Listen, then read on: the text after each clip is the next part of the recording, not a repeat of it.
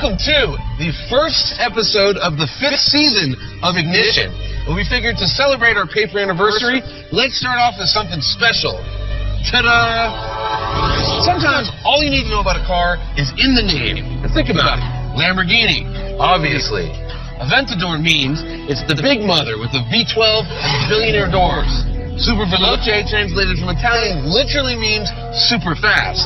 And without butchering the Italian language, I can tell you that LP750-4 means right behind your head is 741 screaming horsepower going to all 4 wheels. The question becomes, is there any way this thing can drive as good as it looks? There's only one way to find out.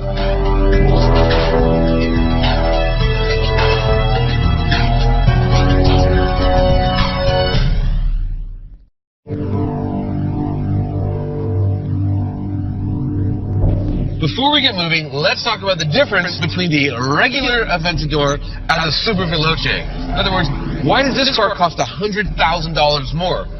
The quick and dirty answer is the classic combination of more power and less weight. They added 50 horsepower and they dropped 110 pounds. Some of the ways they achieve that is they got rid of all the active aero stuff. In other words, instead of the wing that pops up, they have a fixed carbon fiber wing, and instead of the air intakes that flap up, there's fixed carbon fiber pieces. Not only does it save weight, but I think it looks a lot better. But they went to some extreme measures too. Instead of carpeting, the floor mat in this thing is just a giant sheet of aluminum covered in grip tape, just like a skateboard, which happens to be my favorite part of the car. But the most important part of the SV are 2 things: magnetic shocks and dynamic steering. And believe you me, they make a huge difference. Like many of you, I did not win the Powerball. However, I am lucky enough that somebody handed me the key to a $500,000 Lamborghini. I have a tunnel in downtown Los Angeles and 2 police officers who've shut it down at either end, and 15 gallons of gas sitting in a couple cans over there. I can play in this tunnel with this car all night.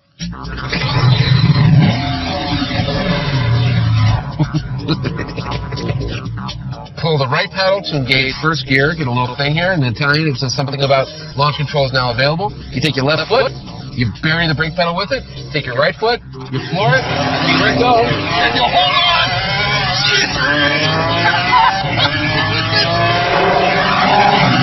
Just an animal!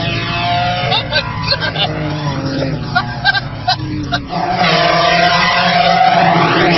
Okay, bury the brake pedal. Yeah, that's done. Left foot, right foot.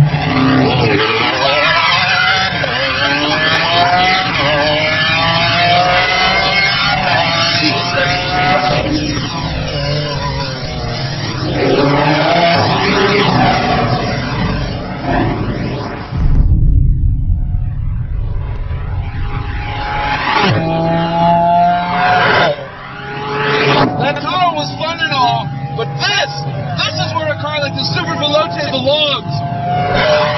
It is just the king up here. Wow.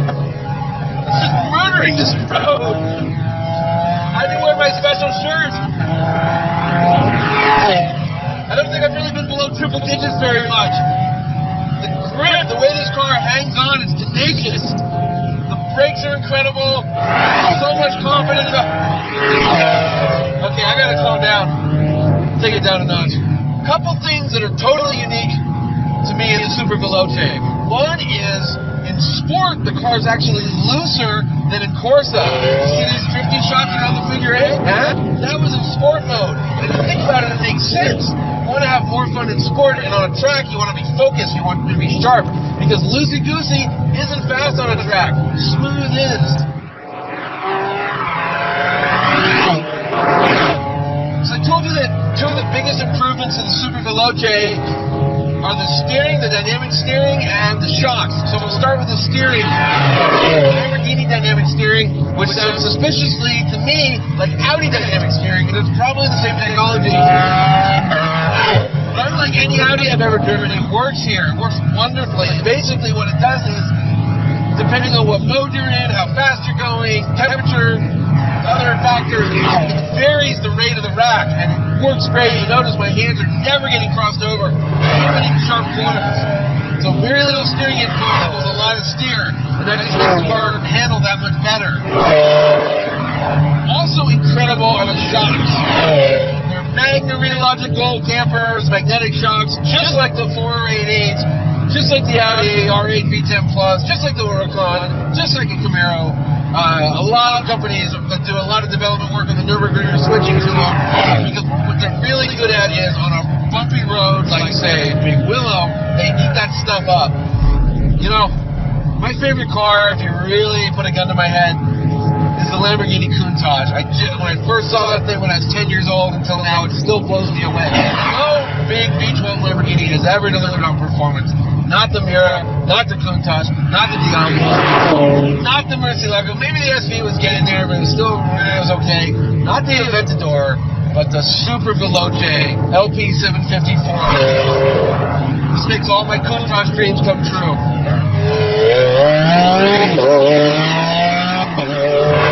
And I asked Maurizio Reggioni on the launch, I said, what's the biggest difference, the most important factor differentiating the regular Aventador from the Super Veloce? And he told me the shocks. He told me that makes the biggest difference. And I got to agree with him, man. This does not drive like an Aventador. This drives like a giant WRX. And I say that as a two-time WRX owner. It's incredible. You don't need stability control. It's so naturally mechanically stable. It's awesome. Just awesome.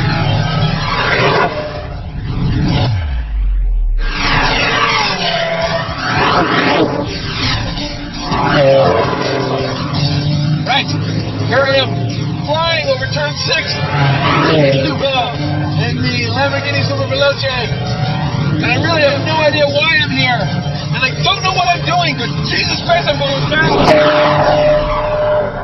As brutal as the Super Veloce is, and it is brutal, we know it's a great handling car. In fact, the production car lap record at the Nürburgring is currently held by the Porsche 918 Spider. It did about a 6-minute, 57-second. This thing did a 6-minute, 59-second. And remember, the Porsche's got batteries, it's got 1,000 horsepower. This is all engine. A little birdie told me, actually it's quite a big Italian birdie, anyways, he told me that this did a 6:59 after only 2 laps, and the Volkswagen corporate said no more because they didn't want to embarrass the $1 million Porsche. He thinks the SV here could beat the 918 at the Nürburgring. I think, in the hands of the right driver, the Aventador Super Veloce could beat the 918 here at Big Willow. This is going to blow up Instagram. And YouTube. But Randy, only if you get in the car and drive. You don't have to ask me twice.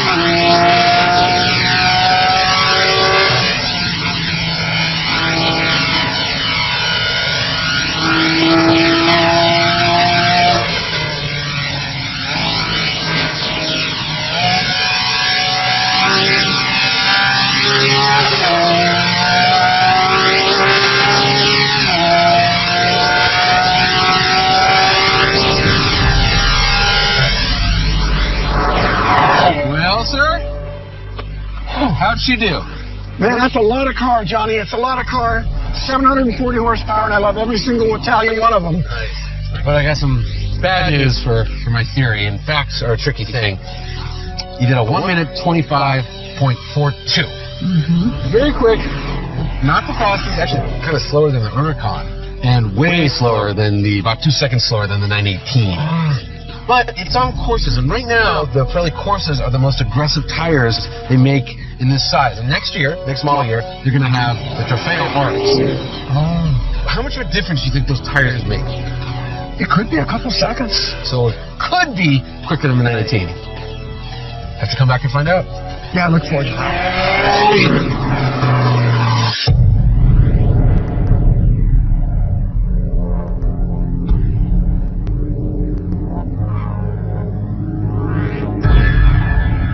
One of my favorite lines from Moby Dick is, "A whaler's wonder wanes." Basically, the first time you harpoon a sperm whale, it's an awesome, awe-inspiring occasion. But the 10th time, a job is just a messy job. The same is true of supercars. Yes, they're fast, loud, and comically impractical. But after 10 of them, what time's dinner?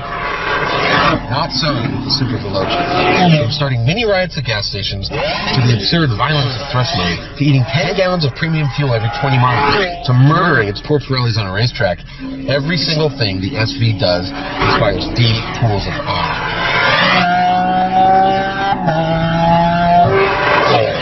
As a brand, Lamborghini unwittingly wrote a bunch of large checks a generation ago. Thousands of young gearheads hung posters of the wild-looking Countach on their bedroom walls, leaving legions of young kids with little more than the opportunity to stare and dream. These kids are now grown, and some of them have the means to purchase the Countach's spiritual successor. Guess what? This whaler's wonder wanes no more.